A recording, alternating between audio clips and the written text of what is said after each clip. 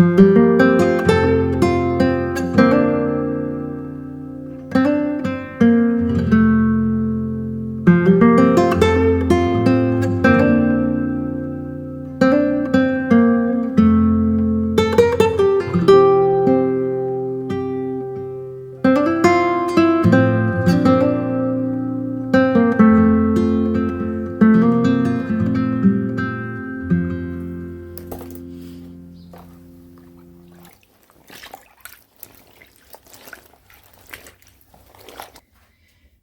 morning everyone. It is a beautiful day here today. You can see the sun coming through the window and showing off my good hair day. Having had them in plaits yesterday, I've got quite nice little waves.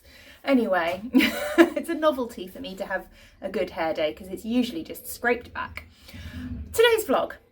What am I planning to do? I am just going to have a day where I talk about dyeing and some of my dyeing processes. Particularly today we're going to talk about the gradient mini bundles. Now obviously I'm not going to go into too much detail with which colours I use, which dyes specifically I use and stuff like that, because these are colourways that I sell and I don't want anybody else out there replicating them, which I'd like to think that all of you lovely viewers wouldn't do that, but there are cases occasionally within the indie dyer community where things haven't always stayed copyright of one person. Let's go with that. And anyway, so basically I just want to kind of go through, give you an idea when it comes to dyeing and stuff like that. If you're kind of giving it a go, if you're starting out, then it will just help with a little bit to do with kind of what I do and how I do it. There's currently a lady in her kitchen opposite the back of my garden wondering why I'm standing in my garage gesticulating. But yeah, I thought it would be fun. So today I am dyeing the gradient bundles for May. Yeah, May, which are kind of my, I don't quite know what colour to call them. They're kind of a teal gradient. I think that's what I'm going to go with because they're a blue-green gradient that sort of edges on teal turquoise kind of colours, but you'll see. First step is just to get the pans heated up really. These gradient bundles I have, so they have 3 semi-solid colours in them and then 2 that are what I call my subtly speckled. So it tends to be a semi-solid with speckles of similar colours on top. And basically not sure where my phone decided to cut off then, but it did. Basically they all start out the same with kind of a semi-solid immersion technique. So for me, what I tend to do, can you hear the bin lorry? I'm so sorry, this is such bad timing. But what I tend to do is you start with a significant amount of water in the pans, add your dye colour to the water and then add your yarn and leave it until it sets. So I'm going to start off by just filling my pans up and getting my pans up to temperature.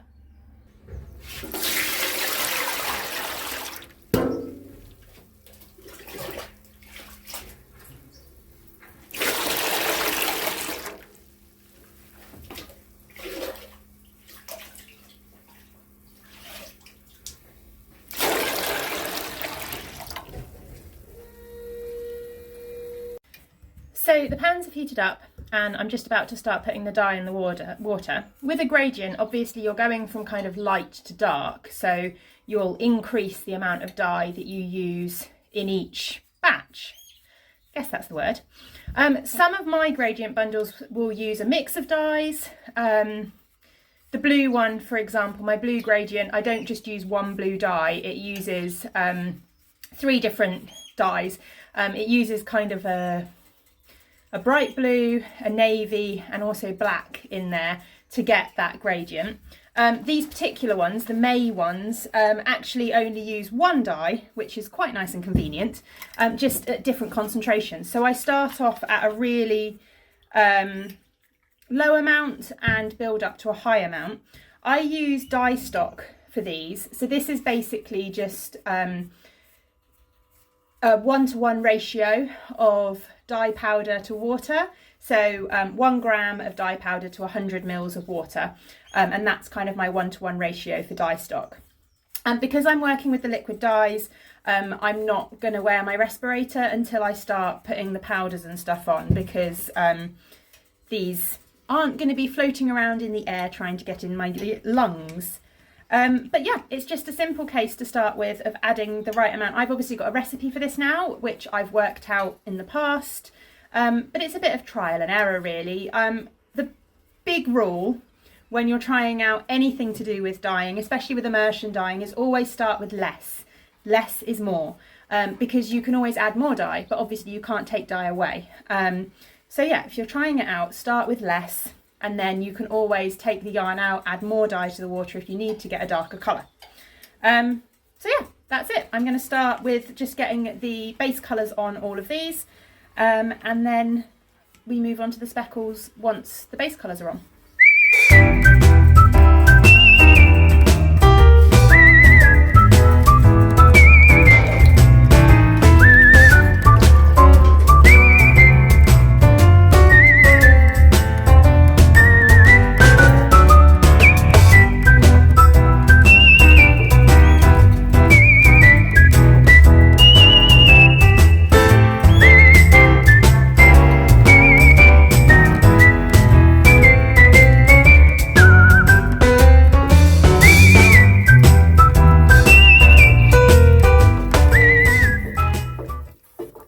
So the next step, this one is one of the ones that's going to have the speckles on, and the next step for going from immersion dyeing for semi-solids to adding speckles is to remove the water.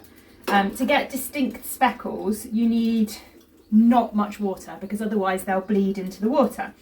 I do that by just folding the yarn up at one end of the pan and literally just using jugs to remove the majority of the water. I tend to leave, you need to leave enough in there that the yarn isn't going to dry out when you leave it to set, and it's not going to burn. And that takes some judgment. But yeah, I remove the majority of the water. I'll keep the water. I'm just pouring it into a washing up bowl. Because the dye has, exhausted. The dye has exhausted.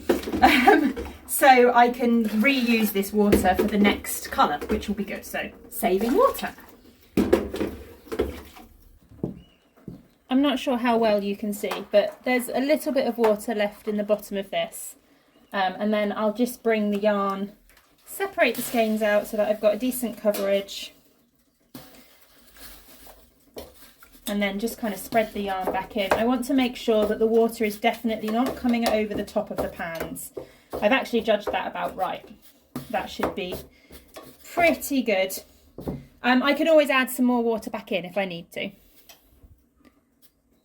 Now, this next bit is slightly out of the ordinary for how I tend to dye speckles. But I mix the dyes for these particular colourways. So rather than applying the colours individually, I mix them all together and then apply the mixture. So basically I just have to weigh how much I'm putting in so that I know to split it for half, and then do half on each side basically.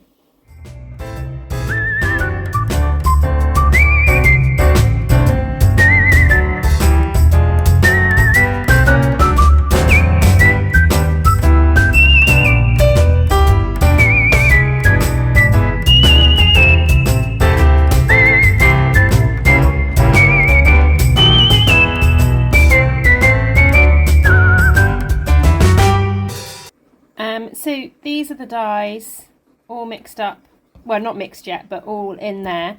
I'll mix them all up together. These particular dyes, what I actually do for this way is I mix it with salt. So it's just kind of, I don't really know the ratios to be honest. I usually make up a batch, so it's like a quarter of a teaspoon of dye powder mixed with 3 tablespoons of salt, I think, roughly. I'm not overly accurate. But for me, I find that it helps me speckle. The salt doesn't really affect the way that the dye adheres or anything like that. But it just lets the dye powder gets spread out more evenly, maybe? I don't know. It works for me. It's all trial and error.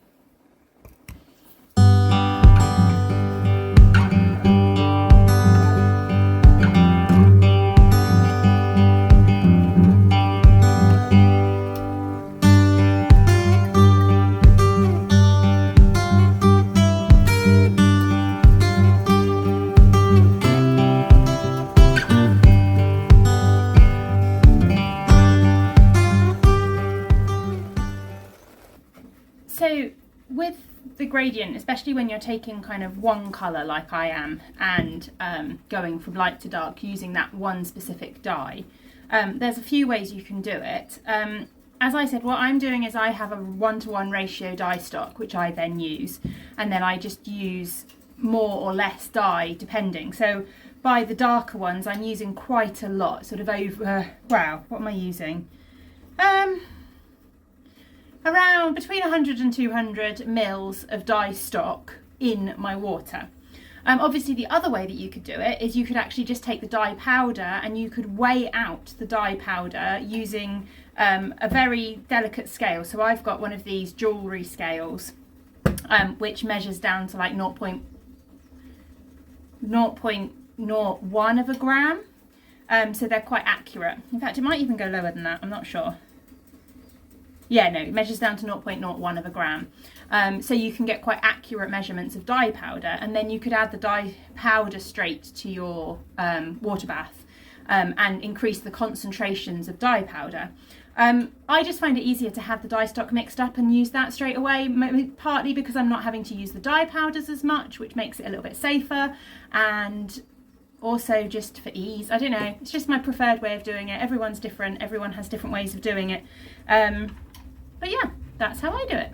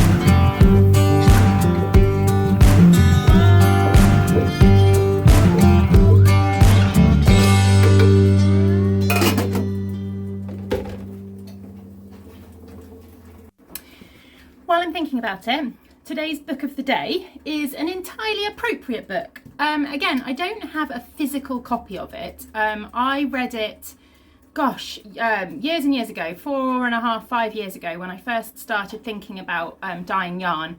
But I had it as an ebook. Today's book of the day is Hand Dyeing Yarn and Fleece by Gail Callahan. I'll pop a picture up so you can see what it looks like. But it's a handy book if you just want to give dyeing a try. It's a very kind of introductory book into different dyeing techniques, safety features, types of dye, types of fibre, different ways to apply dye to the yarn and that kind of thing.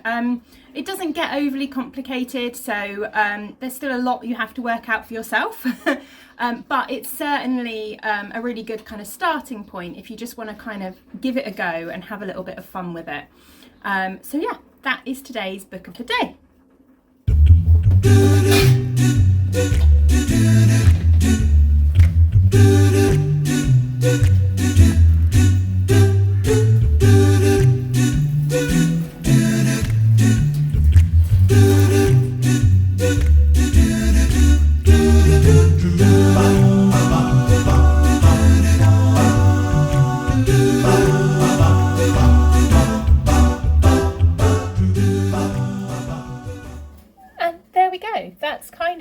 process for the gradient minis. I hope I've explained it well enough, and I hope you've enjoyed kind of seeing a little bit of behind the scenes of it all.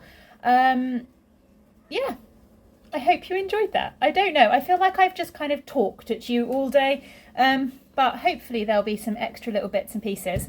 With regards to the dye stock, I do keep dye stock in store, if that makes sense. As in, like, I'll make a batch of dye stuff up and I'll store it to use in the future. I just use empty vinegar bottles, to be honest. I get my vinegar from the supermarket. I could probably buy big batches of vinegar online, but I just find these easier to store, and it's quite handy to just be able to pick up one as and when I need it. And then I tend to reuse the vinegar bottles to store my dye stock in. Just don't put the dye stock in when it's still really hot, because it kind of melts the bottles. But yeah, some dye stocks will store better than others. There's a few dyes that I've got that settle, so sometimes you get some sediment in the bottom, but usually just a good shake up and they're absolutely fine to use. I know with some of the brands, if you store them for too long, the colours change. It's really just a case of getting to know your dyes and getting to know what works and what doesn't work. I have absolutely no problems with storing mine. It doesn't change the colours. It just, as I said, occasionally it will settle and you'll need to shake it up a little bit. Make sure that you've kind of given it a good shake so that you don't end up with like a less concentrated bit that you're taking off the top, if that makes sense. But yeah, that's it really. I hope you've enjoyed that. Tomorrow is Saturday, so I don't quite know what we're going to be doing over the weekend. I was thinking of getting my cross stitch out and sharing some of my cross stitch bits and pieces, because I don't think I've got those out in a while. Share some of the ones that I've got that are completed, share some of the ones that I've got sitting around, kits that I haven't done and stuff like that. So I might share that with you tomorrow, but I'm going to leave it here for today, and I will see you all tomorrow. Bye.